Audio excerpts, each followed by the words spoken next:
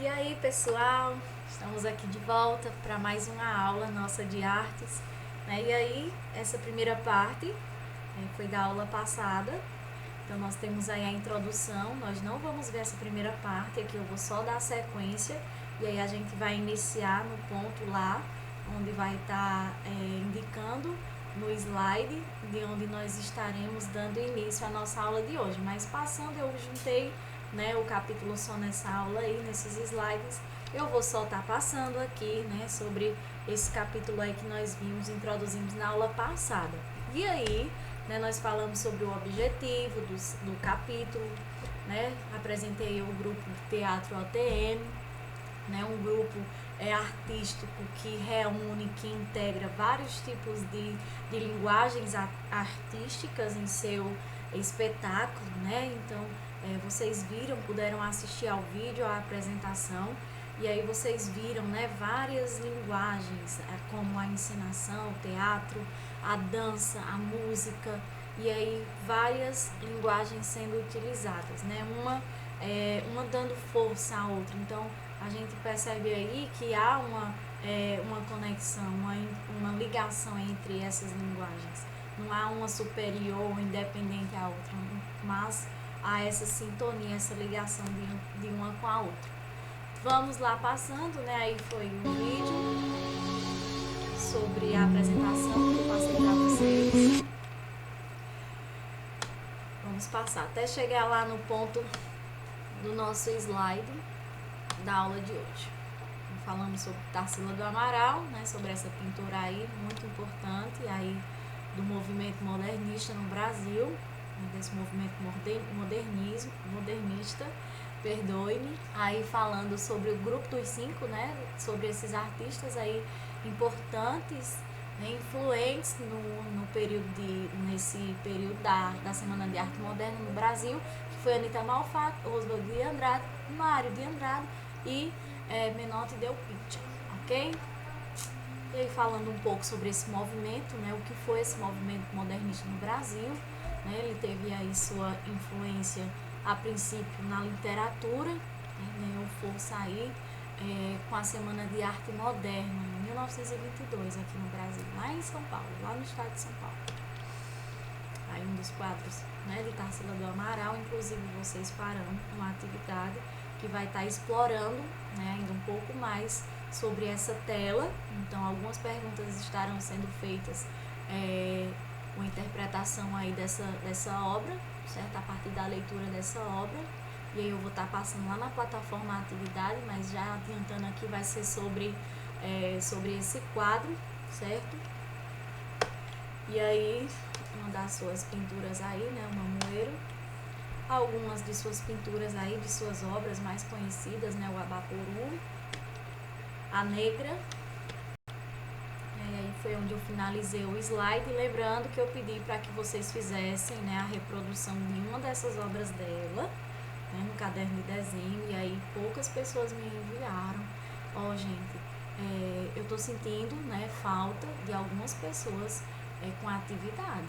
Então, assim, me deem um retorno das atividades, ou vocês vão ficar sem a pontuação, né? Vocês sabem que a atividade ela vai valer nota. Todas as atividades que vocês fazem é um somatório, então no final vocês, né, tendo feito todas as atividades, vocês então ficarão com 10. E caso contrário, aí você vai perdendo um ponto aí pela atividade não feita.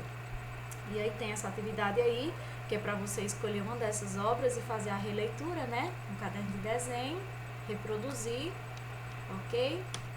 E aí nós vamos começar aí nesse próximo slide nossa aula de hoje, né? A continuação do capítulo 4, né? Na verdade, aqui, ó, perdoe-me aqui o erro no slide, não é o capítulo 4, é a continuação do capítulo 3, certo?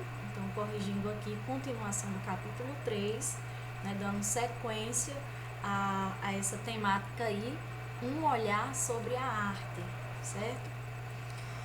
Então, vamos lá? Então, vamos aí ver, né, que lá na página 30, vocês podem acompanhar aí no livro de vocês, nós temos aí, né, a seguinte temática, o que as outras pessoas pensam. E, geralmente, né, aí o livro vai trazer nesse tópico aí algumas posições, né, alguns textos que venham a contribuir, a fortalecer ainda a temática do capítulo, né? Então, falando sobre essa questão da arte, sobre esse olhar, né, sobre essas artes visuais, sobre essas manifestações artísticas, né? Nós temos aí o Hildegard, né, Fest, em seu livro Pequena Viagem pelo Mundo da Arte, né? Esse autor aí, desse livro, ele vai afirmar, né, ele vai trazer aí uma afirmação em relação à arte, dizendo que a arte, né, é o produto, ou é um produto da criatividade humana, né, utilizando aí seus diversos estilos, sua forma, a sua vivência, né? Então ele vai mostrar aí que cada um, né, a partir do seu estilo, da sua técnica, né, dos conhecimentos, que o homem vai produzir essa arte, ok? E aí ele vai dizer, né, sendo o ser humano um sujeito de sua própria arte, né, o próprio ser humano sendo o sujeito dessa arte, né, tem a oportunidade de expressar e questionar a sua história através do seu fazer artístico. Então ele vai dizer, né, que essa criatividade aí, né, esse produto, o resultado dessa criatividade humana, né, onde o ser humano ele é o sujeito, né, da sua própria arte, né, o autor da arte, né, e então ele sendo o autor, né, ele sendo esse sujeito, ele tem essa possibilidade, né, de expressar, né, e questionar a sua própria história, né, através do seu fazer artístico, ok? Isso vocês têm o texto, né, lá na página 30, vocês também podem estar fazendo a leitura desse texto aí, né, é importante para que a gente possa compreender melhor o conteúdo, vocês compreendam melhor para também, né, fazer a resolução das atividades, ok? E aí, ainda no texto, né, nós temos aí onde vai ser trabalhado a ideia de que, né, essa manifestação, esse estilo, né, que cada artista, que cada pessoa ela vai ter, ele é particular, né? Ele é pessoal, né? Um estilo pessoal próprio do artista, onde esse artista ele vai transmitir uma experiência ou uma visão de mundo a partir do conhecimento, né? Do seu conhecimento, da sua vivência, da sua prática e experiência. Então, despertando, né, emoções em quem a usufrui. Né? Então, esse artista, ele vai, por meio do seu estilo, né, por meio da sua vivência, né, produzir arte, e aí, a partir dessa produção, né, ele vai então, despertar no outro, né, que nós chamamos de espectador, a pessoa que está assistindo, que está apreciando, né, uma obra de arte, né, no caso aí, despertando essas emoções. Né? E aí, emoções do tipo, como, né, medo, alegria, tranquilidade, calmaria, né, assombração, né, uma ideia de medo, de terror, e aí as mais, né, diversas sensações, né, dessa produção, desse fazer artístico que vai estar sendo gerada nesse espectador, né, nessa pessoa que está ali diante da manifestação artística, ok? E aí, a emoção despertada, certo? Por uma obra de arte, né, a sensação ou as emoções que serão despertadas, né, por uma obra de arte, ela vai variar de uma pessoa para outra, de um indivíduo para o outro. Né? Vamos pegar aqui como, por exemplo, uma pessoa que ela assiste a um filme X, né? Vamos pensar que duas pessoas vão ao cinema assistir Guerra nas Estrelas, né? E aí, ao final daquele filme, as duas pessoas, elas podem ter uma visão diferente daquele filme. né? Onde uma ela pode gostar, ela pode ter gostado daquele filme e a outra não, ela vai dizer que não gostou, que achou isso ou aquilo. Então, essa ideia aqui que eu quero colocar, né, com esse exemplo de que a partir de uma determinada obra de arte, né, seja em qual manifestação ou linguagem seja, ela vai estar gerando sensações, emoções diferentes no público, né, em cada pessoa. Cada pessoa vai ter uma percepção, uma emoção diferenciada, ok? E aí, no item 4 aqui, né, destacado aí, eu destaco a arte, né, ela permitindo várias, sendo a arte permite várias interpretações, né, dando força àquilo que eu acabei de falar. Várias leituras, várias formas de ver o mesmo produto artístico. É basicamente isso que eu falei, né? A gente está diante de um quadro, né? De Romero Brito, de Tarsila do Amaral, e aí aquela obra ela vai estar despertando, ela vai estar sendo a obra de arte ela vai estar dando diferentes tipos de possibilidade de interpretação, né? Ela pode estar ali sendo vista por uma pessoa de determinada forma, né? A pessoa, diante da sua vivência, daquilo que ela conhece, da sua experiência, ela vai estar visualizando ali aquela obra e vai estar está sendo despertada para determinado tipo de sentimento, de interpretação, né? Ela pode estar vendo de um ponto de vista dela, e já a outra pessoa, né, A ou B, ela vai estar vendo também a partir do seu ponto de vista, fazendo a leitura e interpretando a obra, ok? E aí, pensando nisso, né, eu coloquei aí uma imagem e eu gostaria que você me dissesse, né, o que você sente, qual é a sensação, qual é o sentimento quando você visualiza, você aprecia aqui, ó, essa obra aí, né? Eu imagino aí que boa parte de vocês, meninos aí do 6º ano, vocês gostam muito, pelo que eu percebo assim, de desenhar, né? Então eu peguei aí um desenho, certo? E coloquei aí.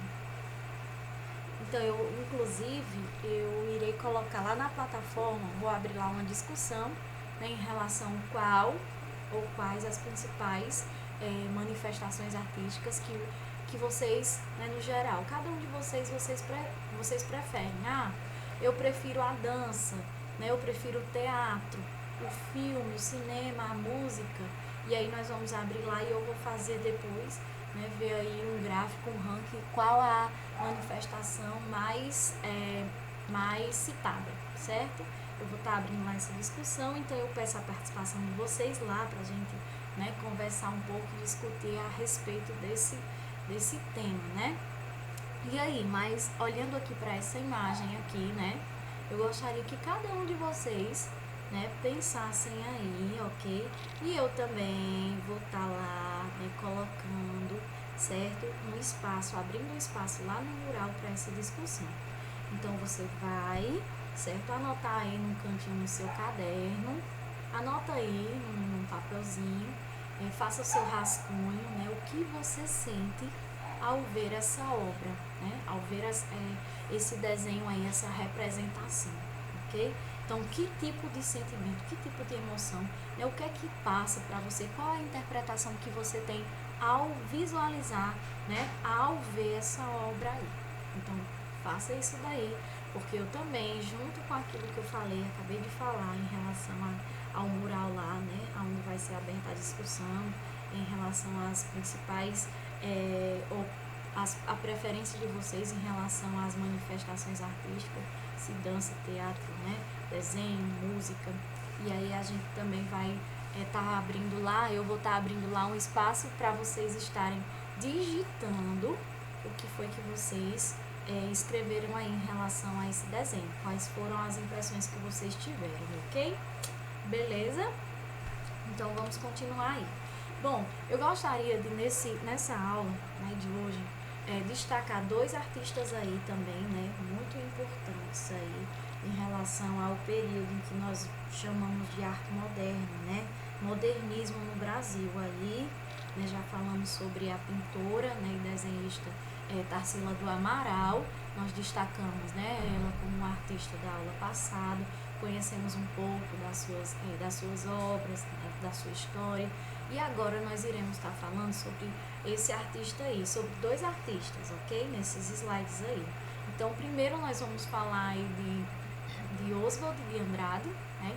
Então, Oswald de Andrade, ele é um dos escritores mais importantes do modernismo no Brasil, né? Lembra lá daquela fase que eu falei, né, onde essas pessoas, esses brasileiros, né, esses artistas viajavam, iam para a Europa e lá, né, eles sofriam influência do movimento, né, o que chamam de vanguardas europeias, onde tinha muito lá, né, o futurismo, o dadaísmo, e aí são movimentos que vão surgindo, né, que vão em busca de uma quebra de tradição, eles buscam essa quebra desse tradicionalismo, daquela arte mais tradicional, em busca de uma arte mais livre, onde o artista ele pudesse se expressar, né, tivesse uma linguagem menos formal, né, mais coloquial, uma linguagem mais popular, certo?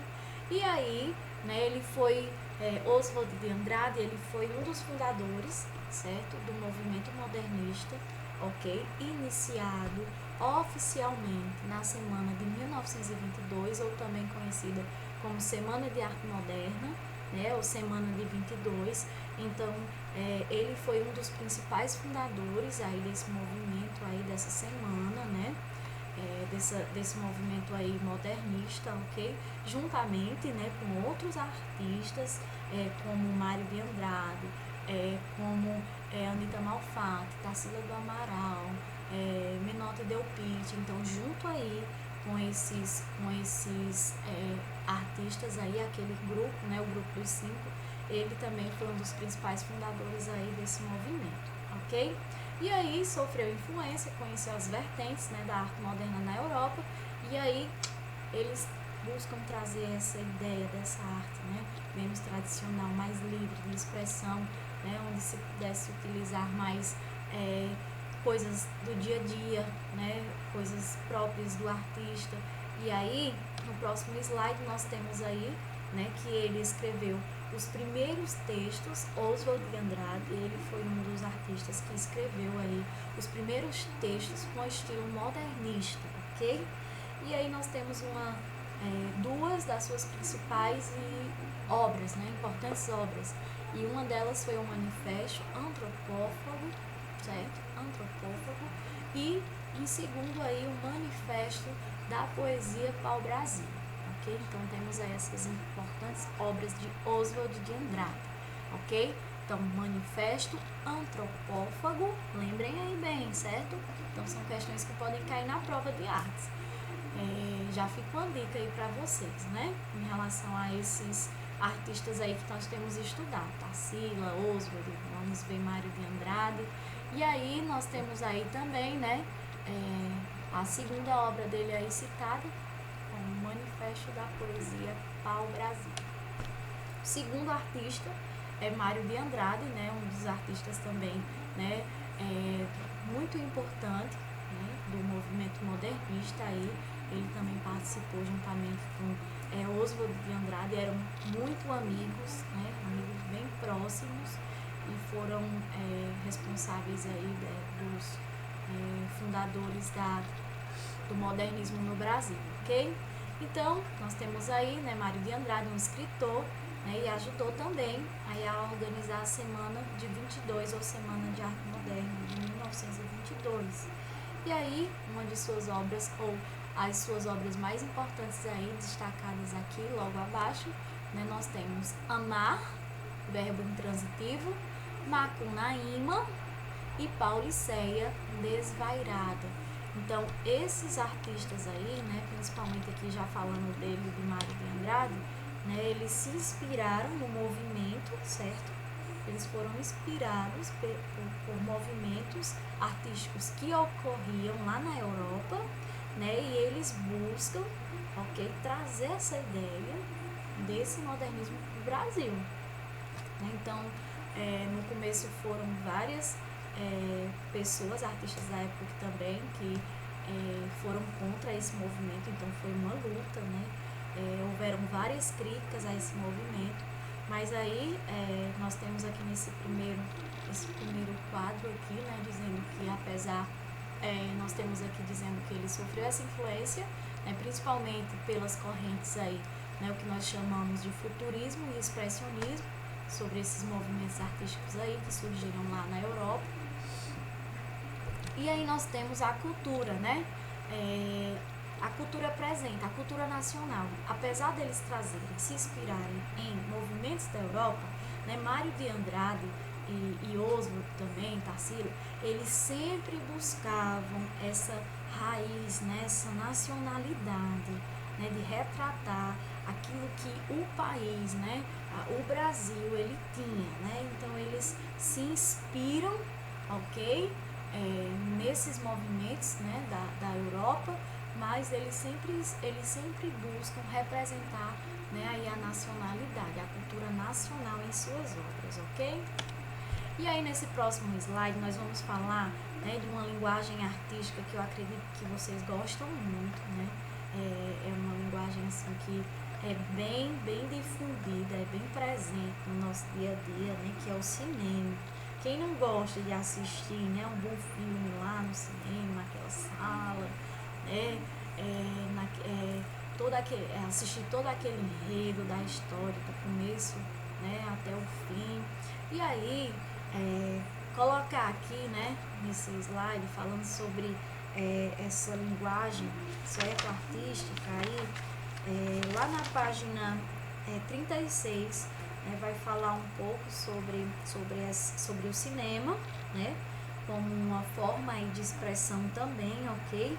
Onde essa linguagem ela vai estar exercendo uma forte influência, né, uma forte despertando aí essa relação, essa forte relação entre o espectador, né? Então ela desperta, essa linguagem, ela desperta muitas sensações, né, muitas emoções no espectador, quem está assistindo, né? E aí nós vamos falar aí um pouco, né, em relação a esse cinema, né? Não existia, né, ele foi inventado aí no final do século XIX na França, né? Aí esses irmãos aí Lumière, né, eles aperfeiçoaram a técnica de projetar várias fotografias, né, que são chamadas de fotogramas. Então esses moços aí, esses rapazes, os irmãos Lumière, né, eles aperfeiçoaram, né, esses fotogramas, essa passagem, né, sucessiva, rápida de imagens que eram feitas e que eram passadas sucessivamente, permitindo assim, né, com essa passagem dessas imagens, o movimento, a movimentação das cenas, né? Então, esses fotogramas são essas imagens sucessivas sendo passadas, né, uma a outra, permitindo essa movimentação, né, dando ação, dando movimento a essas imagens, ok? E aí, os Estados Unidos, né, eles se tornam aí o centro mundial do cinema, referência, entre os anos de 20 e 40 do século 20, os estúdios norte-americanos, para vocês terem uma noção aí, né, eles produziam cerca de 95%, né, dos filmes exibidos. Então vocês percebam que lá é o foco, né? Temos lá Hollywood, né? Temos lá vários enredos, vários filmes, né, de grande importância que ganham aí, né, milhares e milhares de pessoas assistindo, espectadores aí, bilheterias, onde você vê essa referência, né, de ação, de qualidade, de efeitos, né? Então, o cinema nem sempre foi, né, como ele é hoje. Então, aí no próximo slide a gente vai falar que esse cinema, né, no seu início, lá no começo, ele era preto e branco e ele não tinha som. Era conhecido como cinema mudo. O cinema era mudo. Então as pessoas, elas se comunicavam, né, os personagens, eles se comunicavam por meio de gestos, né? E aí nós temos aqui, né, que só era possível compreender o que as pessoas falavam, né? Os personagens falavam a partir da leitura, né, de cartazes que eram alternados junto às imagens, ok? E aí, né, já mais devido a todo esse avanço, né, tecnológico, todo o desenvolvimento que se tem hoje, né, esse cinema, hoje em dia, né, ele apresenta cores, né, e ele é com som. Nós temos aí vários programas, vários efeitos, né, para se ter uma boa, um bom filme, um bom cinema, né? Então, mas nem sempre foi assim. Em relação à forma, né? Então nós vamos ver aqui que o cinema ele pode se apresentar em filmes né, em relação à sua forma, em filmes de longa-metragem. Então, quando que nós temos um filme de longa-metragem? Né? Quando esse filme ele possui, né, uma média aí de 70, né? Possui mais de 70 minutos de duração. Né? Então, nós vamos ver essa diferenciação aí, né, de acordo com o tempo, né, de exposição daquele filme. Então, nós temos aí o de longa-metragem, acima de 70 minutos, né, o de média-metragem, com uma duração aí maior que 15 e menor, né, igual a 70 minutos, e os de curta-metragem, né, que é mais curtinhos, com até 15 minutos de duração, algo bem mais, né, rápido e direto, ok? Aqui nós temos uma colocação aí que eu gostaria que vocês, né, assistissem. Nós já estamos próximo aqui a finalizar nossa aula, nossa apresentação. E aí nós temos uma indicação, vocês têm aí um curta-metragem, né, Lila, de 2014, dirigida aí por Carlos Lascano, né, diretor e escritor argentino, ok? E aí, essa curta-metragem, ela vai retratar um pouco, né, ela vai falar de forma lírica e poética um mundo no qual a vida e a arte se tornam apenas um, ok? Então, assistam essa curta-metragem, Lila, eu vou estar disponibilizando lá na plataforma, anexando lá, vocês cliquem, assistam a esse filme aí de curta-metragem, né? E aí esse filme, essa curta-metragem, ela vai retratar, né? Vocês vão ver lá, vocês vão perceber que a personagem principal lá, né? Ela vai estar, né, de forma lírica e poética, ela está envolvendo aí, ela tá trazendo esse mundo da arte, né? Da vida real, né? Da vida do cotidiano das pessoas para esse mundo da arte ali se tornando um, esses dois universos, vida real e a arte, nessa relação de um com o outro, né? E aqui destacando esse termo lírico aqui, né, que essa curta-metragem ela vai tratar, como foi falado aqui, de forma lírica e poética. Então, lírico, nós temos aí, né, o significado, a definição de que é um gênero literário, né, composto por poesia, poético, utilizado para desenvolver temas relativos à sentimentalidade, né, emotividade e afetividade. Então, você vê aqui a expressão de algo, né, de algo mais íntimo, mais romantizado, uma coisa mais melancólica, mais sentimental, né? E aí, poético, nós temos aí relativo à poesia, né? Que tem poesia, que tem qualidades e características próprias de poesia, ou da poesia, ok? E aí, assistam e nós vamos discutir depois, né, o que foi que vocês acharam aí dessa curta-metragem. Assistam, ok? E aí, chegamos ao fim da nossa apresentação, né, com a imagem aí de um ícone do cinema mudo, né? Como é o nome aí? Vocês conhecem? esse personagem aí.